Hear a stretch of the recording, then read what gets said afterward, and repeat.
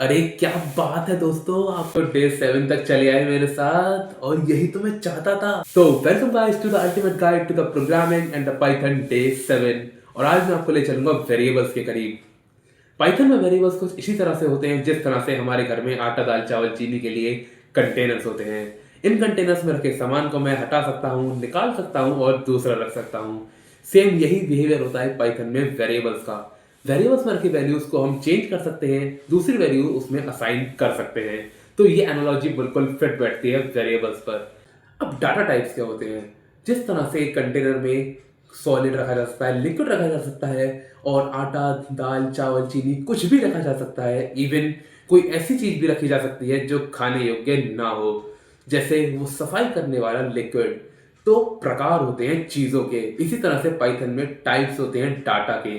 Data types होते हैं। तो चलते हैं अपने कंप्यूटर स्क्रीन की तरफ, जहां थोड़ा करीब से देखेंगे इन वेरिएबल्स को और डाटा टाइप्स को और समझेंगे किस तरीके से ये काम करते हैं। So let's get started. तो आ चुका हूं मैं अपने VS कोड पर और यहाँ सबसे पहले मैं एक नई पाइथन फाइल बना लूंगा विद द नेम day7.py। और अब जैसे ही मैं यहाँ लिखूंगा a=1 और प्रिंट a और इसको रन करूंगा तो मुझे आउटपुट देखने को मिलेगा 1।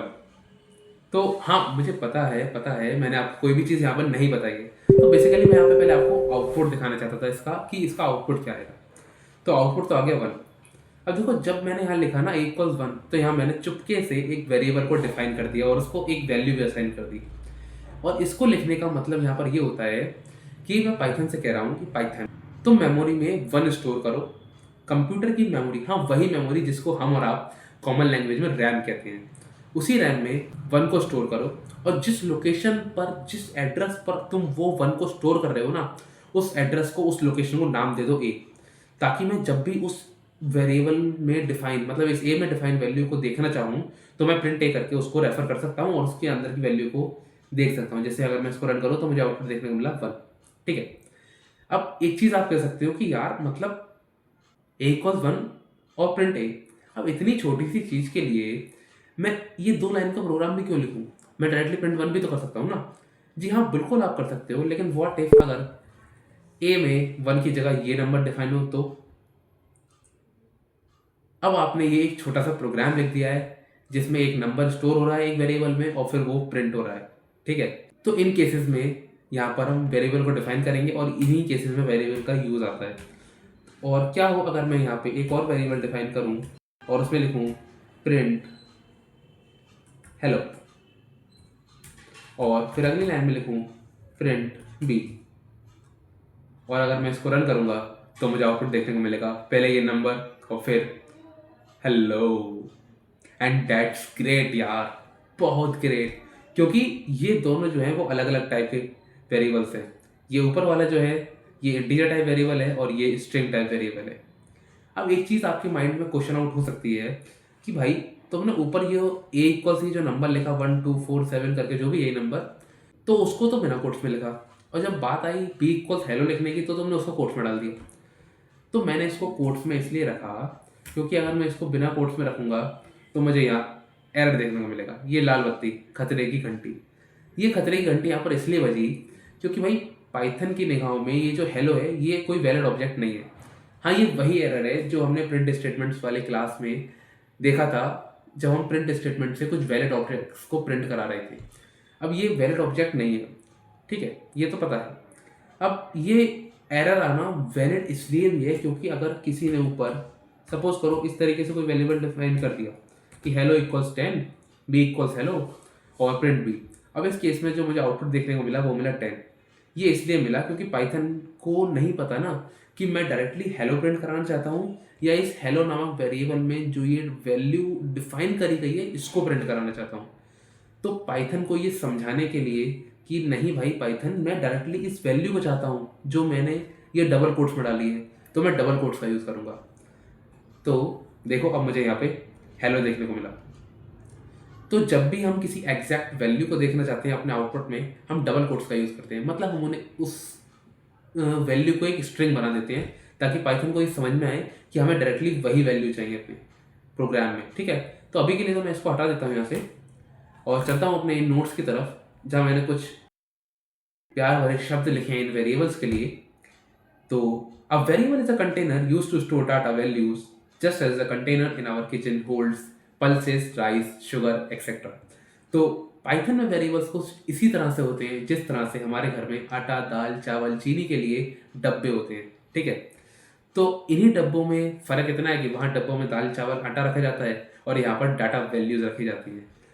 अब मैंने आपकी अंडरस्टैंडिंग के लिए 4 अलग अलग टाइप के वेरिएबल्स को भी डिफाइन कर दिया है। ये a=7 जब मैं लिखता हूँ तो यहाँ इंटीजर जाता है a में, b हेलो में स्ट्रिंग जाता है, और c=2 में बूलियन स्टोर हो जाता है, और d=none में एक नन टाइप का वेरिएबल स्टोर हो जाता है। अब ये चारों जो हैं ये अलग अलग टाइप के वेरिएबल्स हैं, ये तो मैंने आपको बता दिया। अब यहाँ टाइप का क्या मतलब है, थोड़ा सा इसको समझते हैं। टाइप का ये मतलब है कि देखो, जिस तरह से मैं एक जीव हूँ, एक डॉगी भी एक जीव है, एक चींटी भी एक जीव है, लेकिन हम तीनों अलग अलग टाइप के जीव हैं। इसी तरह से पाइथन में अलग अलग टाइप की वैल्यूज होती हैं और उन्हीं अलग अलग टाइप को हम कहते हैं डाटा टाइप्स, ठीक है। तो अगर मैं इस चारों को, दो तो मैंने हैं, और अगर मैं इन दोनों को और उठाऊं यहाँ से और यहाँ पर इसको अपने प्रोग्राम में पेस्ट कर दूं, और इन दोनों के लिए प्रिंट स्टेटमेंट में लिख दूं कि प्रिंट सी, एंड अगली लाइन में प्रिंट टी, तो मुझे यहाँ ये चारों प्रिंट होते हुए दिखाई देंगे। पहले ये नंबर, दूसरा हेलो, तीसरा ट्रू और चौथा none. And that's super great यार, क्योंकि जैसे कि मैं आपको बता चुका हूँ ये चारों अलग अलग टाइप से वेरिएबल्स हैं और ये चारों ही हमें प्रिंट होते हुए दिखाई दे रहे हैं, ठीक है। अभी जो बार बार मैं कह रहा हूँ ना, टाइप ऑफ वेरिएबल, क्या ऐसी कोई चीज अक्सर असल में एग्जिस्ट करती भी है? तो चेक करने के लिए हम इसका यूज कर सकते हैं। प्रिंट में हम लिखेंगे the type of A is, और कॉमा लगा के मैं लिखूंगा टाइप, ब्रैकेट्स में डाला टाइप ए, और अगर मैं इसको रन करूं तो मुझे देखो ये देखने को मिल गया कि जो ए है वो इंटीजर क्लास का वेरिएबल है। और अगर मैं थोड़ा सा नीचे आऊँ अपने नोट्स में तो यहाँ मैंने लिखा हुआ भी है इंटीजर टाइप, और इंटीजर में ये सिंपल नंबर्स फॉर्मेट में आता है, ठीक है। तो ये इंटीजर टाइप का वेरिएबल है। और अगर एक आध प्रिंट स्टेटमेंट में इसमें और जोड़ दूँ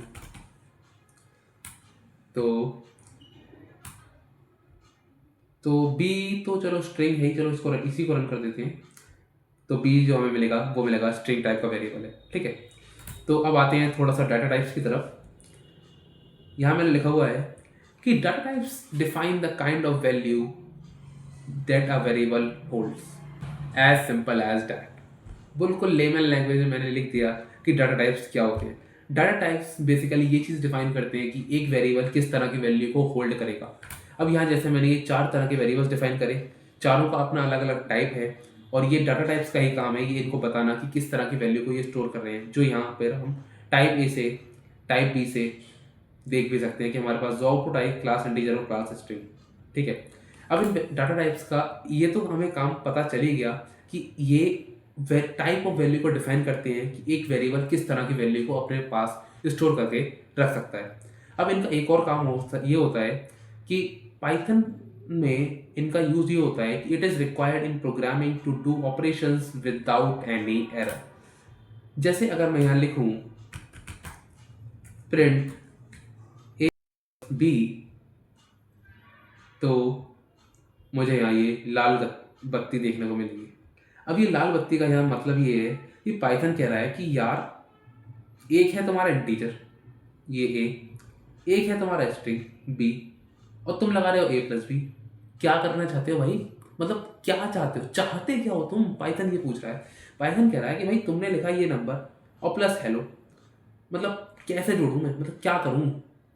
और अगर मैं इस नंबर को ना थोड़ा सा शॉर्ट भी कर दूं और फिर दोबारा ये करूँ ना तो फिर मुझे एरर देखने को मिलेगा, क्योंकि भाई ये है 1447, ये है हेलो, तो मुझे एरर ही देखने को मिलेगा ना। और अगर मैं पाइथन से कहना चाहूँ कि भाई मुझे कॉन्कैटिनेट करना है, तो पाइथन कहेगा कि यार मतलब कुछ भी करे जा रहे हो, मुझे कैसे पता चलेगा कि तुम इसको कॉन्कैटिनेट करना चाह रहे हो? तुम कॉन्कैटिनेट करना चाह रहे हो और लिख रहे हो a+b, और मुझे कैसे पता चलेगा यार तुम कॉन्कैटिनेट करना चाहते हो या और कुछ करना चाहते हो? तो इसलिए अगर हम अपने इस ऑपरेशन को वैलिड कर दिखाना चाहते हैं तो हमें इसके लिए एक इसी टाइप का वेरिएबल डिफाइन करना पड़ेगा। जैसे मैंने ए लिखा जो नंबर है, तो मुझे अगर इसको वैलिड करना है तो मुझे एक और नंबर टाइप का वेरिएबल, इंटीजर टाइप का वेरिएबल डिफाइन करना पड़ेगा। जैसे मैंने लिखा A1 45, और अगर मैं इसको रन करूं तो देखो ये सक्सेसफुली रन होकर मुझे आउटपुट दे रहा है 1292।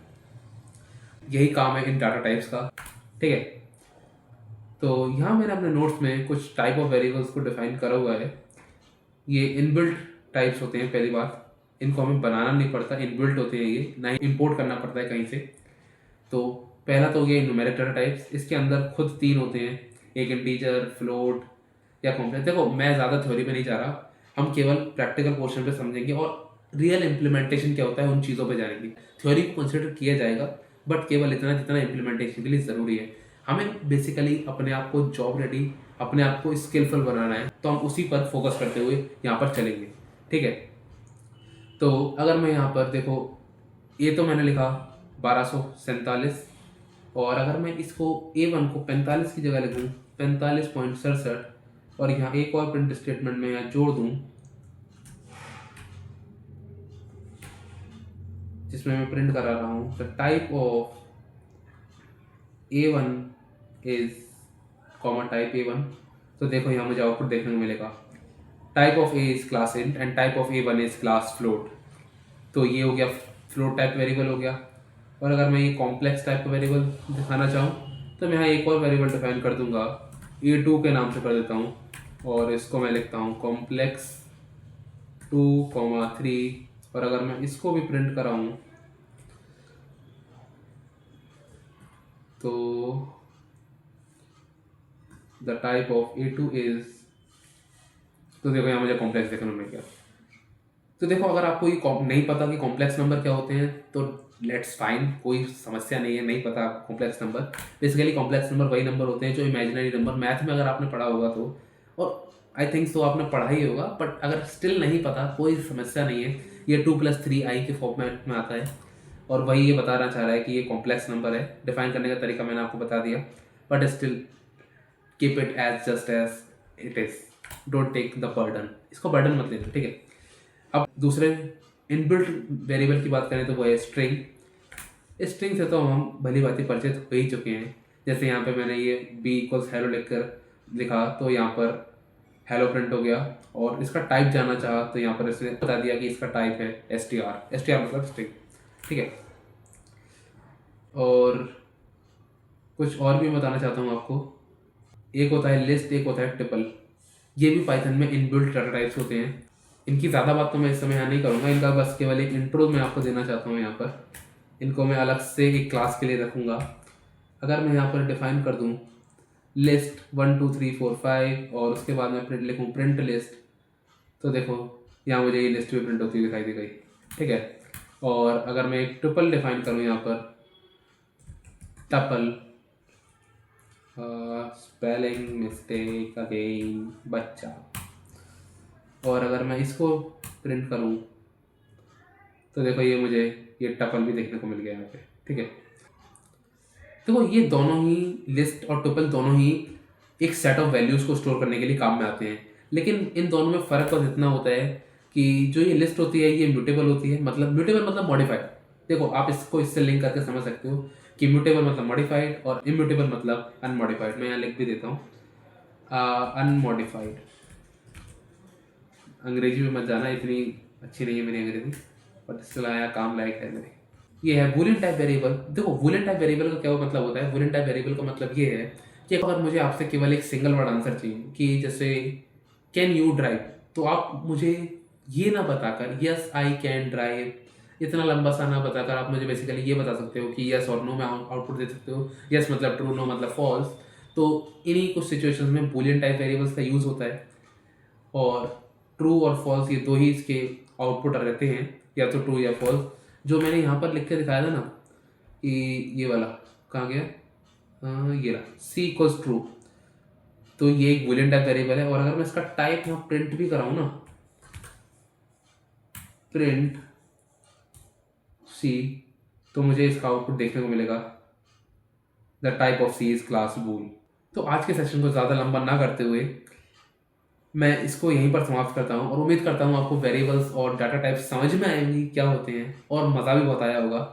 और अभी तक अगर आपने प्लेलिस्ट को बुकमार्क करके सेव नहीं करा है तो यहाँ पर क्लिक करके उसको बुकमार्क कर लो जैसे मैंने कर रखा है और सेव कर लो गाइस, क्योंकि यहीं पर सारी वीडियोस आने वाली हैं और मैं नहीं चाहता था कि आपसे कोई भी वीडियो यहाँ पर मिस हो। तो thank you guys for watching this video and I will see you next time.